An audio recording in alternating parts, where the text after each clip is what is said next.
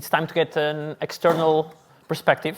And all our panelists are American, and we are going to talk a little bit about the global perspective of the future of the crypto economy. And in this regard, I'm very happy that we have here Michael, chairman of WorkDAO, one of the major sponsors of this conference, as I said earlier, but also Brandon, who participated in last year's conference as well, and is also a major donor of New Economy. And it's very important that crypto advocacy groups all around the world have extensive support. Otherwise, we cannot do our work and serve the industry. So we're very happy that that's the case. And additionally, we have Morva, who will be introducing herself in full in a moment, but who is from our counterpart in Canada. So that's quite interesting. And when I meant America before, I meant North America, of course. And as a moderator, we'll have Dia, which is going to do a fantastic round. And in the end, because this panel has 10 more extra minutes, we'll be able to have a couple of questions from the audience, which we'll be sharing you a microphone with before we close and go to our cocktails to relax and enjoy, not the sunset because the time has changed, but at least we can go outside for a smoke and enjoy a drink in the room next door. There, the floor is yours. Oh, naturally, we have Marta from Protocol Labs, which is joining us remotely. And I'm going to make sure everything is fine on that regard.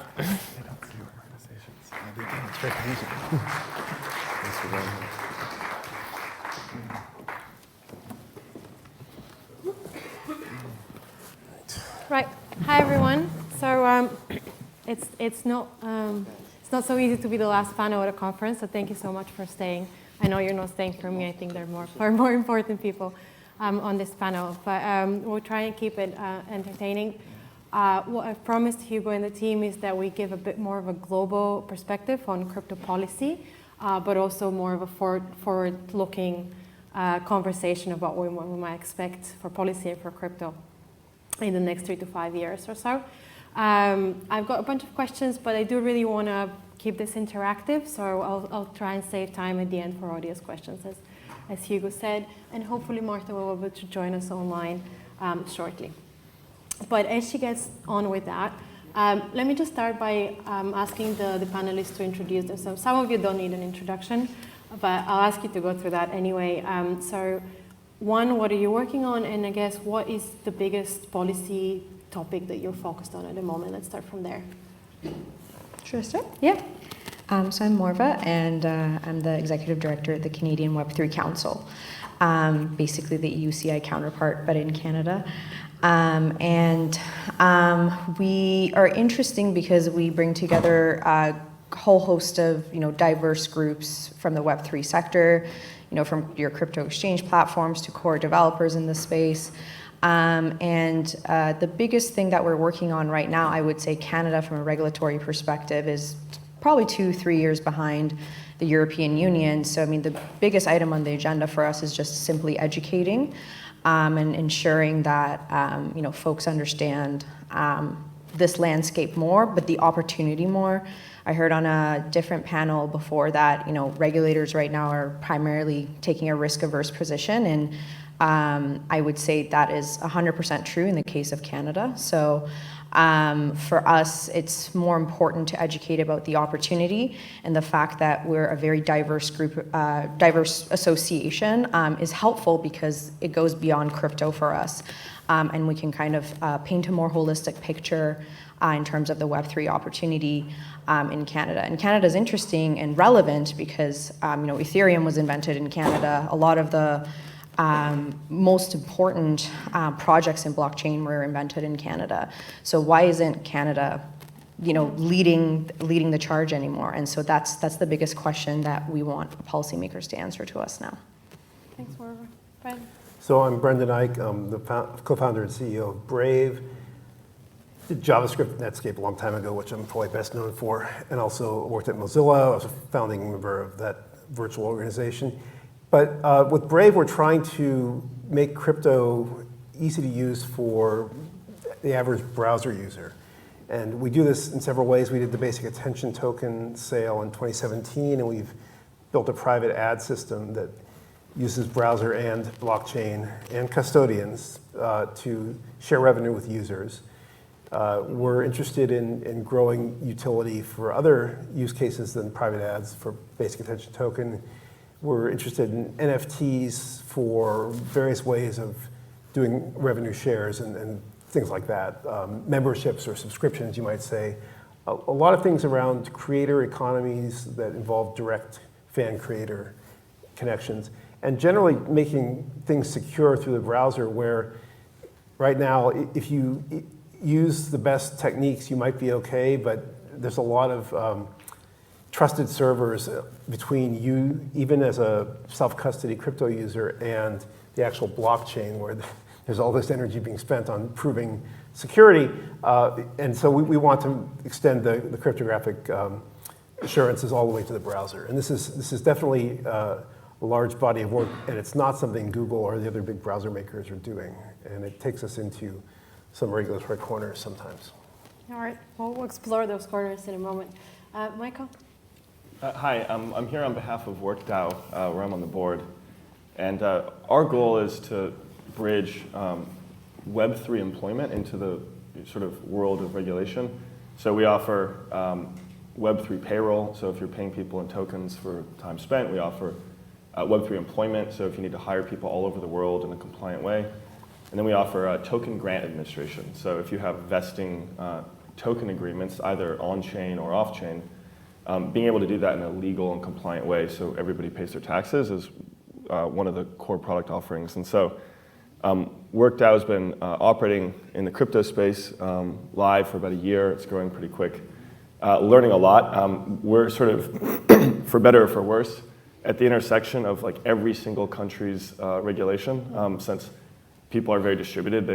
They're sort of everywhere in the world, and so one company might have 20 people, but operate in 20 countries, from a labor regime standpoint. That said, we end up in the brave world of DAOs as well, because a lot of times we get stuck in these worlds where it's sort of like, what is this DAO's entity, and like who's in charge, and can you sign contracts? So it's really, really interesting and very sort of underspecified. And it's always fun to sort of learn and see as the ecosystem evolves. Personal note, actually, so I'm a software engineer originally, and I just realized I'm on a panel with that Brendan Eich, and which is sort of a strange place to meet on a crypto regulation panel. So when I was living in Mountain View, I was working on server-side JavaScript. I wrote the WebSocket spec and worked on a bunch of different server-side frameworks. And so anyway, I know we're not talking about that, but I'm just excited to be here. Thanks, Michael. Right, so what I thought, there've been a lot of conversations today, and what I thought we can do with this panel to start off is take on the two big debates that I think every single panel at this conference has spoken about. And they're not new, but they probably have some new dimensions when we talk about decentralized finance, decentralized everything. So that's privacy versus security, and it's free market versus regulation. I hope you don't mind me saying that pretty much every panel has been about one of those or both of those things. So I'm very curious to kind of get your takes on these two big topics. And that would be maybe an afternoon well spent if we can get a bit of clarity. So starting from the privacy angle. Somebody said earlier in this conference, the sort of global AML regime is 1% effective. Are we not sacrificing our personal financial privacy at the altar of something that doesn't work? I live and work in Brussels. I think that's an argument that I'll have very hard time selling to my stakeholders across the EU institutions. But what do you guys think about that? I'll start with Morva. In terms of privacy? So privacy versus security is an age-long sort of continuum and debate.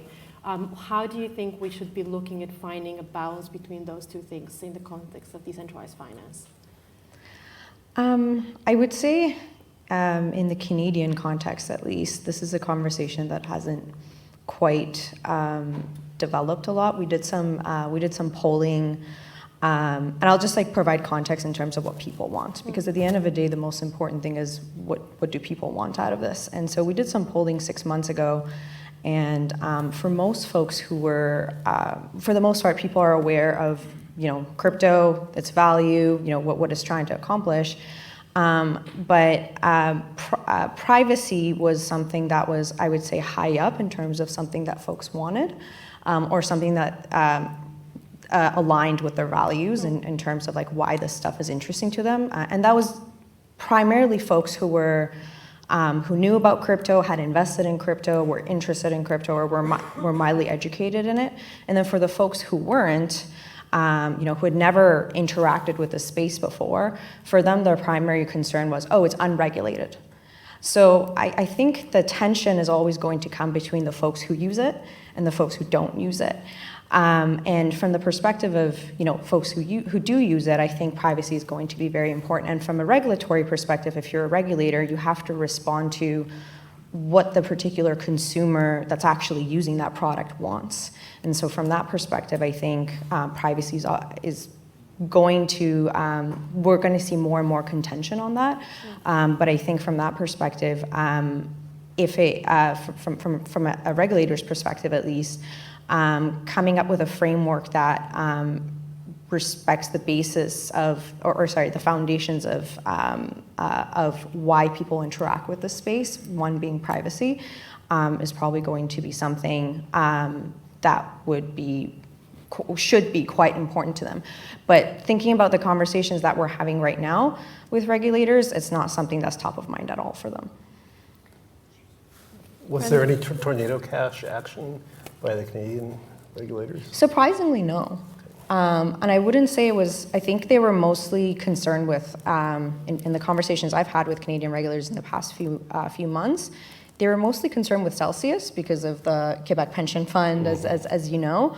But I think it's just something that they're monitoring, and for them, they're so far behind in this space. It just keeps adding and adding and adding to them, to the pile of things that they need to worry about. Yeah, the backlog of things that they need to worry about. That's primum non nocere, right? First do no harm. So I think that's probably better than the U.S. When you think about privacy in the context I think you mean, it's transactions on the blockchain can be re-identified, chain analysis and so on, pretty easily, but insisting on like full regulated KYC for anti-money laundering of DeFi smart contract systems that are earnestly decentralized, fairly well engineered, seems way too much overkill to me, because we have criminals using waterways and highway systems. We don't just treat every citizen traversing them as a potential criminal. We don't identify them all. And we have a cash economy, which is strictly harder to trace and definitely is used by criminals. So I have hopes that someone will listen to Vitalik Buterin. He was responding recently to a mega thread from Sam Bankman-Fried, and he gave his own thoughts on things like, don't limit DeFi to those who are already wealthy, have a literacy test. Use zero-knowledge proofs as attestations that relieve the regulators from having to identify everybody on a presumption of guilt.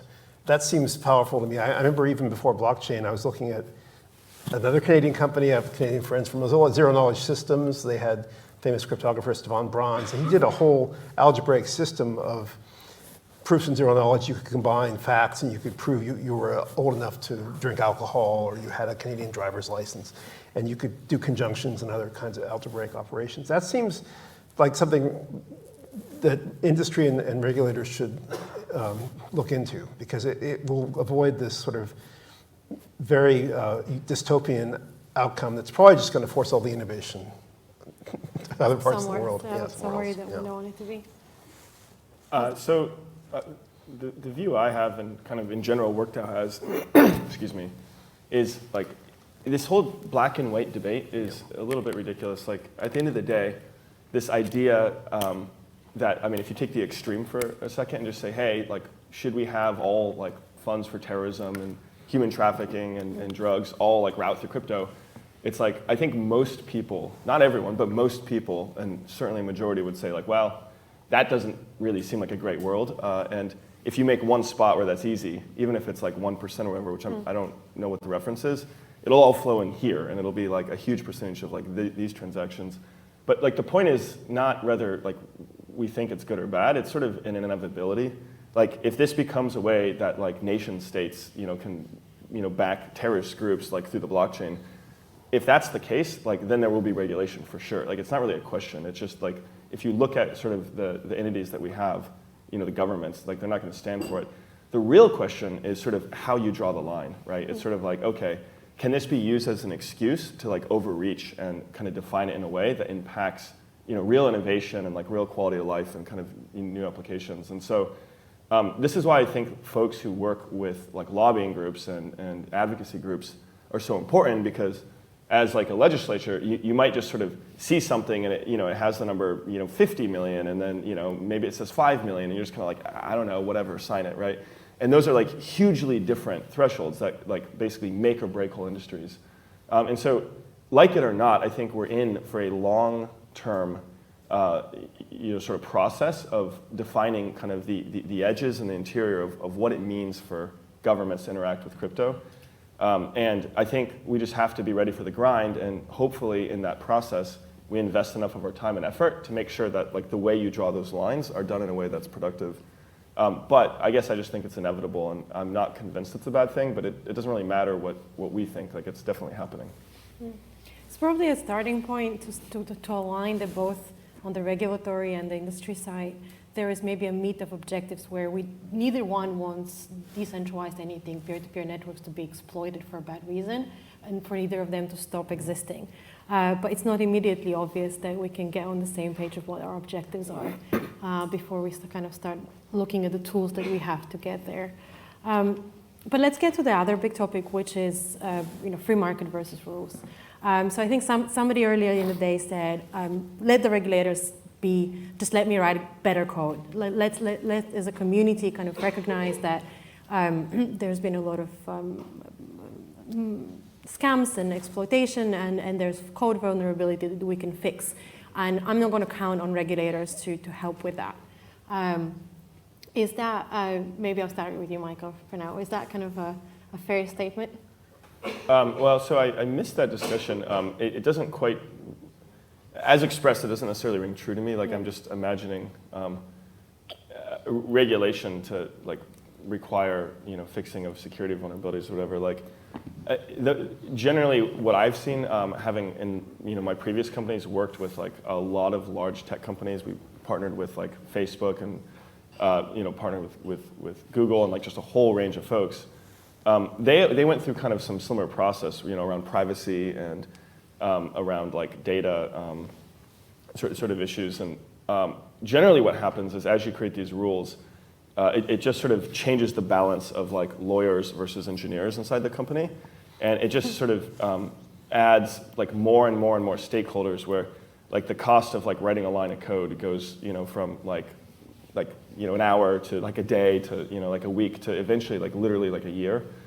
And so there's sort of this question of like, would it potentially reduce security vulnerabilities to have like legislation around to that effect? It's like I can imagine so, but it would probably primarily do so just by like reducing the amount of things that existed and the amount of code you had. So anyway, I don't know. I don't have all the context, but that's one that I feel like the market is like much better at solving. Like if you have like a system that works and doesn't have security vulnerabilities, like people tend to use that one.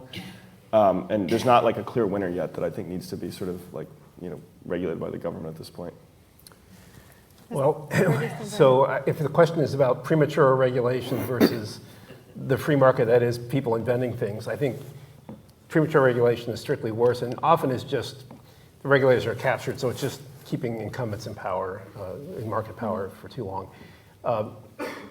But there are principled approaches to regulation. We see in Europe, especially with data privacy, or personal data, I should say, which Brave is concerned with also. And those seem more productive, though they often are very abstract. So last night a friend tried to put the best possible construction on the general data protection regulation. It's about you should consent to what's done with your data, and if you don't know what's happening, you can't consent. If it's too complex, you can't consent. If you don't know what purposes it's used for indefinite purposes over time, then you can't consent.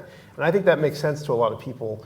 The Digital Markets Act just came into force, right? This is like your operating system super company, Google or Microsoft, can't lock down the browser and lock down the search engine. You have to have choice. These are good principles, and I think similar principles could be advanced, like the literacy test for DeFi. So I think there are, maybe the regulators should start with principles. It's not something done in the US so much that I know of, but it seems like it's done here more. Yeah, I mean, it is generally that kind of European rule that it's principles-based, activity-based, more and more activity-based regulation. I think we can debate whether this is the right time, or is it premature or mature? How long do you need to wait for example, DeFi to grow before you put down these rules? How close or far away are the Canadians from putting any rules around decentralized finance? I would say very far. I think through two of our securities regulators being involved in IOSCO, they're kind of hoping to see some results through that, but also closely watching what's happening in other markets. But I would say even with a market that's so far behind, the question isn't whether, you know, to have regulation or to not have regulation. We're already too far behind that question at this point. It's because there is a regulatory framework, whatever it may be, and I think being in the middle is more risky than being in, you know, one side of the spectrum than the other, because right now there's a lack of clarity, there's a lack of coordination. It makes it too risky for folks to operate in a country like Canada, where you've got, you know, vast geography but very small population. It's a smaller market. Being competitive is super important. So at this point, we've reached a stage where lack of clarity, lack of regulation is actually making the country less competitive. It's making things more risky for new entrants, and it's further entrenching, you know, existing players, and they're not in Canada, right? So should they be contemplating DeFi right now? Absolutely. Because we've reached a point where people are looking at the existing framework for, let's say, crypto trading platforms that are regulated by the 13 different securities regulators in Canada, because it's a local jurisdiction. And they're seeing the hurdles that they've had to gone through. You know, if you're a new entrant, that's kind of what you've been observing for the past few years. And you keep thinking, okay, well, the next bad regulatory move is just around the corner. So we're sitting in the middle right now. There's a lack of coordination. There's no clarity. We have, and for that reason, I think they should be contemplating it sooner rather than later. And it's not a question of do we, or, you know, it's a question of when. Have you guys, or do you know if Canada is watching the DCCPA in the US, which is sort of the regulation for the CFTC to have jurisdiction over the commodities and exchanges? Because just seeing that debate in the US, there's like a real DeFi concern there, which is sort of like, does this sort of de facto outlaw DeFi? And I guess I'm curious, because Canada and the US are right next to each other, how much crossover is there on these sorts of topics? I would say right now the regulators are probably like way more advanced in terms of, you know, their education and what they're seeing happening in other jurisdictions. So if you're a securities regulator, you are probably watching those conversations very closely. And like I mentioned, two of our major regulators are involved in international bodies who are looking at these things right now. But from an elected official perspective, absolutely not. I think, you know, we had a situation a few months ago where there was a very political, very public, you know, we had the trucker convoy on protests on Parliament Hill, and some of them were using crypto to raise, to raise funds because they didn't have access to their bank accounts anymore. That is what's top of mind for an elected official in Canada right now. That's what they're thinking about right now. And they took that very personally, in my opinion, based on the conversations I had with them after that. And they took the crypto community's response to that very personally. And so for them, they're still, again, the electeds, I'd say they're still stuck in the very nascent stage conversations. They're mostly paying attention to that. Whereas the regulators, in my opinion, because they've had to deal with it for the past several years, they are probably paying attention to those more nuanced conversations. Brendan, I guess one question to my mind has been, and I said this earlier, when we were in the Web 2.0 space, we weren't crazy going around talking about regulating open source in any shape or form. That seems like it's all that we're doing these days, maybe through the volume or because of the capital locked in DeFi. Do you think that maybe there's something to be said from one era to the other to policymakers about lessons that were learned or lessons that couldn't have been learned or could have been learned? So Web 2 was when Firefox launched, and it was sort of the Google Maps, also user-generated content platforms, social apps, and sort of sharing apps. People being able to edit each other's common data or just do things like Twitter, which also was the same time.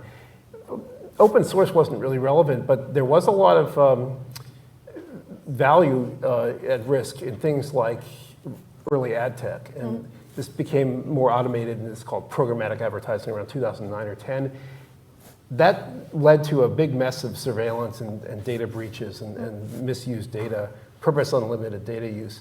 And that's definitely now being addressed by European data protection authorities, both the e-privacy directive, which is quite mature, and GDPR, and now this new DMA. So there's a backlog to prosecute there because things like the trusted consent framework from the IAB, which I think the European Court of Justice is about to say is illegal, concurring with the Belgian Data Authority. You see that all over pages. We're blocking it in Brave now, but you get these stupid cookie consents. And not only are they trying to nag you to agree to unspecified third-party cookies, maybe it's first-party too, which often are allowed under essential purpose use. These frameworks are doing tracking. They're setting cookies. They're doing things without your consent. So this whole area is a mess, but we didn't know what was happening during Web 2. I didn't. I was busy with Firefox, and we were a little bit late to the privacy topic. I would say Apple Safari was more private. They had private windows and a third-party cookie block, which had a loophole. Anyway, the idea that regulators are behind and you shouldn't prematurely regulate or you get capture and just blunders, that also applies to industry. We didn't know what we were doing in Web 2. I didn't know what I was doing in Web 1. Web 1, we had the image in 1993, because you want to put a cat picture in your web page. But it could be from a different server. That's a tracking vector.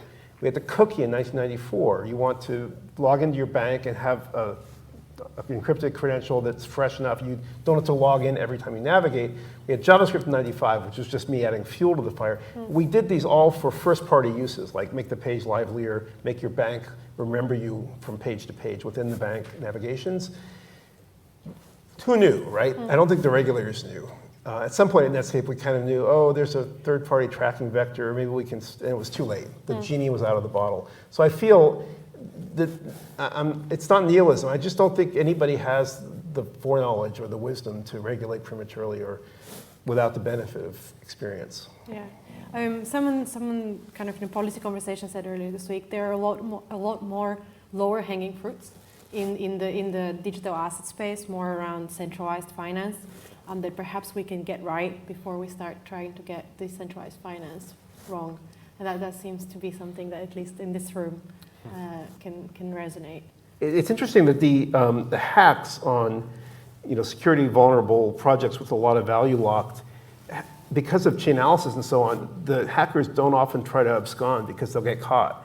And so it's treated now like almost a bug bounty system, and that's what Sam Bankman-Fried in his famous Twitter thread said, let's just formalize it, a 5 and 5 rule. If you get 5% or 5 million, whichever is smaller, as a bounty if you hack, and make it licit. These kind of, somewhat more principled approach. I still think if you're hacking and you didn't try a proper bug bounty, it's still theft, but they're trying to pave the cow path, as it were, to make a road. Michael, changing a little bit topic. So your kind of regulatory world goes into national budgets, goes into tax systems, goes into healthcare budgets, insurance, etc. It feels intuitively that we started living our lives remotely far quicker than all of these frameworks have kept up a pace.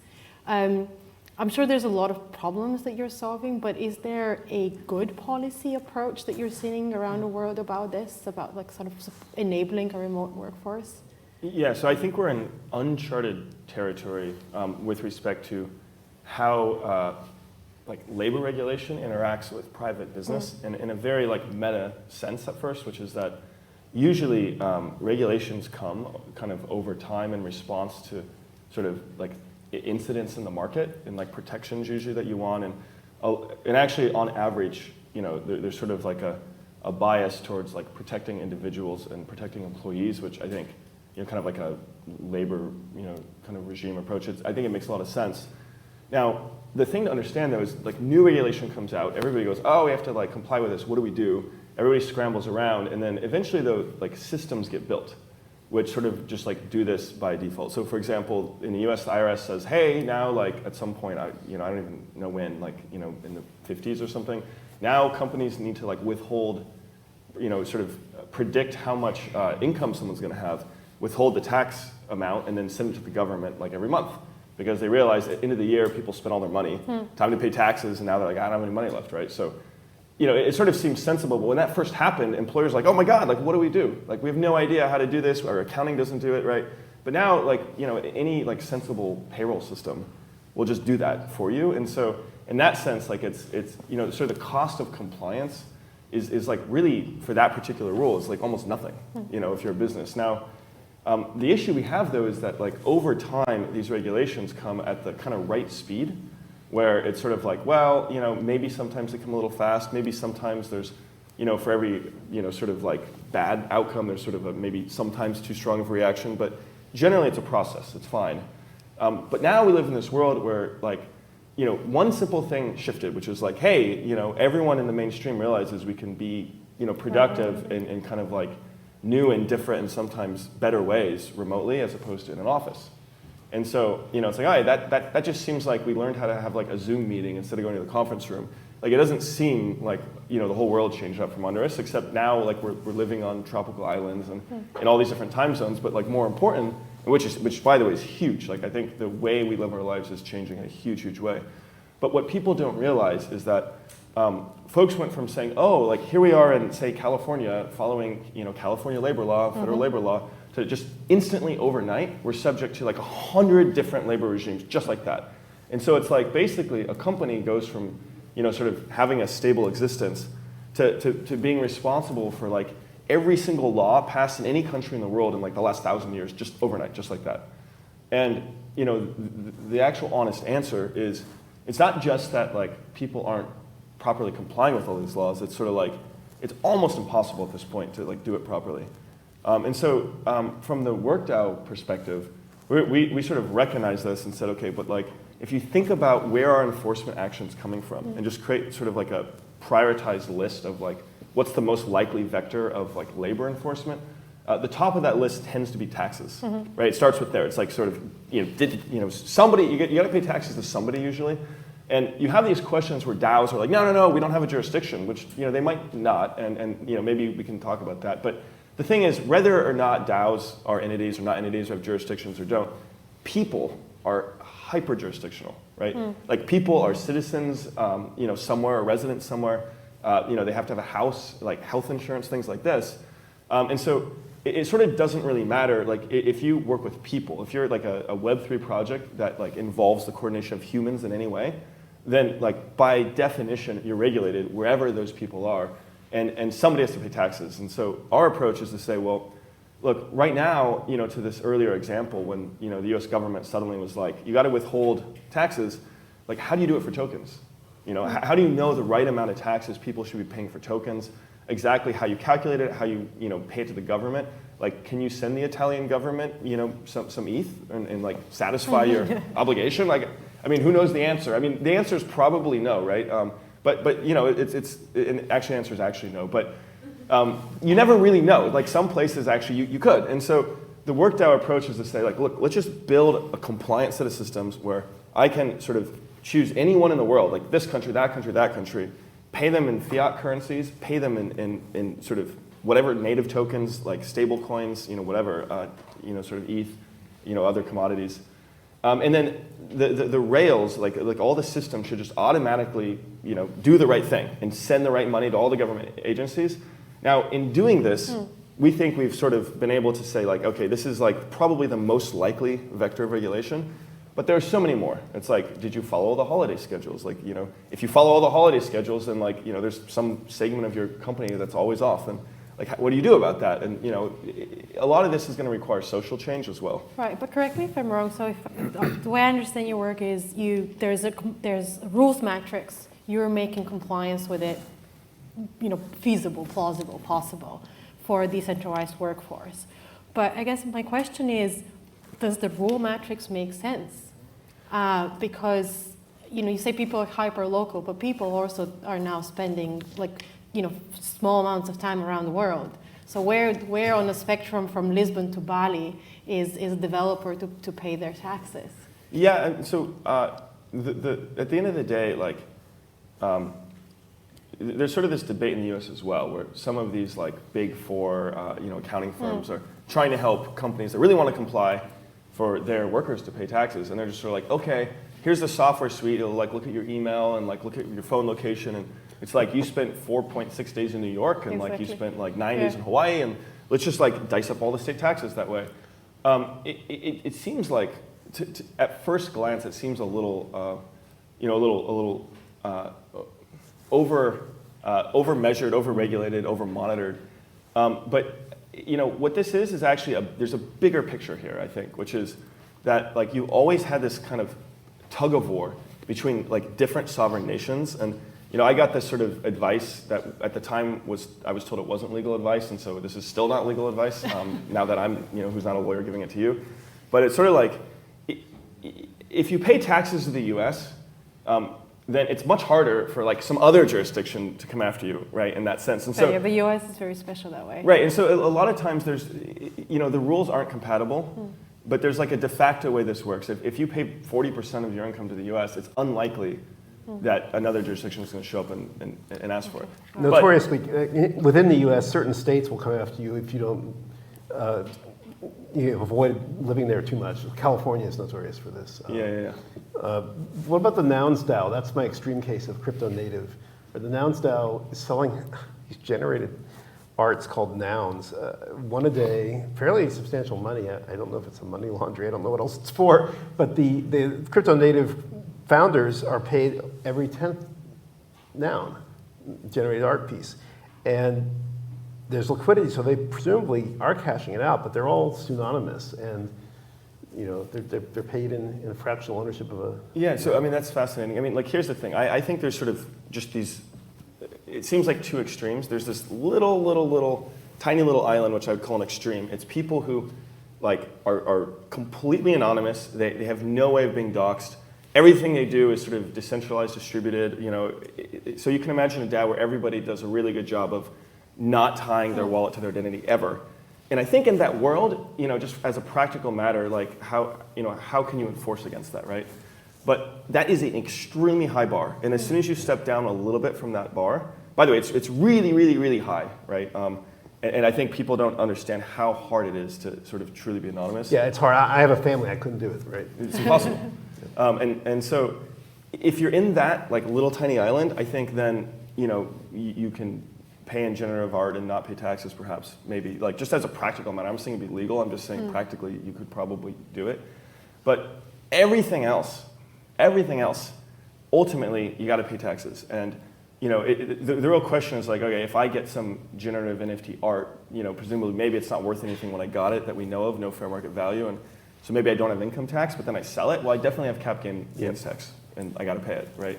And the thing is, it's from a regulatory standpoint, people say, are we regulated? It's like, yeah, like there's tax regulations. You know, we're all regulated. Yeah. It's more of an enforcement question. Yes. If the whole world started like getting their income in generative art, you can be sure that we'd have enforcement actions. We're just not there yet. All right. Not that enforcement is trivial, but I've got 3 more minutes left, and I promise to take some audience questions. So, are there any? No? Yes, no? What do you think about ether rocks?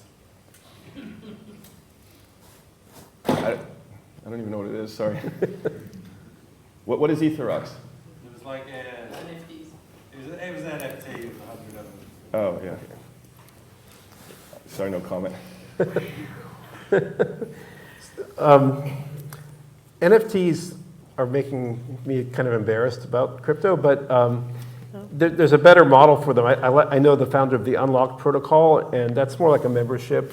And he started before the NFT standards, but it's become NFTs.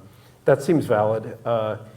Anything with NFTs with secondary royalty should be in the smart contract system. I don't buy these Web 2 or Web 1, eBay-like giant marketplaces that take care of the royalty for you until they fall on hard times and they cut you out. Right?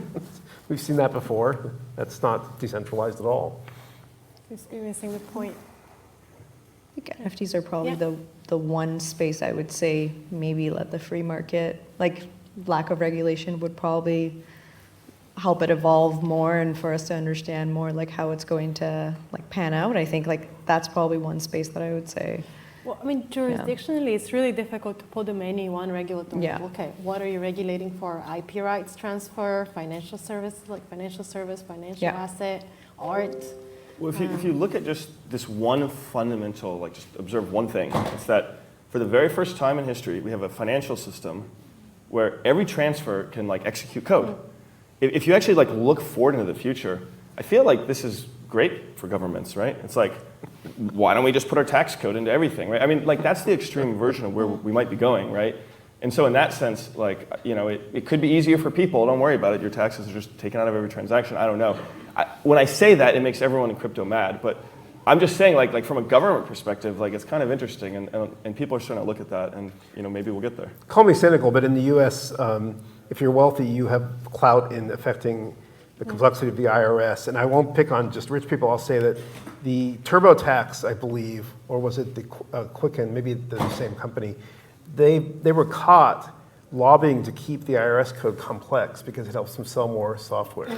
So I think you can't put everything on smart contracts. It's against the interest of certain powerful forces. Yeah. All right.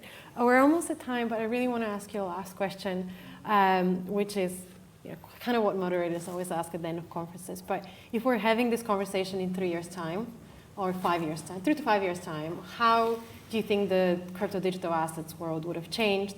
And do you think regulation would have helped, hindered, or be completely irrelevant to that change? I'll start with you, Morva. I think it goes back to what I said before, we're in the middle right now. So I think in 3 years we'll get more clarity because that's where, I'm a lobbyist and I lobby for this sector. That's what nearly virtually all lobbyists in the Web3 sector are pushing for right now. They just want more clarity, and the people they represent just want more clarity. So hopefully in 3 years we'll get more clarity. But like I said, we can't just sit in the middle. And so from that lens, I would say regulation would obviously help because it would provide that much needed clarity, hopefully more coordination that is desperately or urgently needed right now. I think there's something coming faster because you do see ID 2030 or whatever it's called. You see various global initiatives from the UN or other forces that are trying to identify citizens in a standard way. And that goes against privacy, and it might end up, if there's enough central bank digital currency, I hear Kazakhstan's doing a CBDC on Binance Smart Chain, which itself is dubiously decentralized. We could rush headlong into this sort of, again, this dystopian world where everything is controlled in a way that doesn't give you any privacy and can be abused very easily. So I'd like to see principled regulations that have sort of properties they want to enforce, like the data protection ones, that maybe do consider things like zero-knowledge proof systems. So this is sort of not the topic we've been on exactly, but I feel like there's this way of thinking that governments have that we can't empathize with as sort of innovators in the space, which is governments want to protect their sovereignty for sure.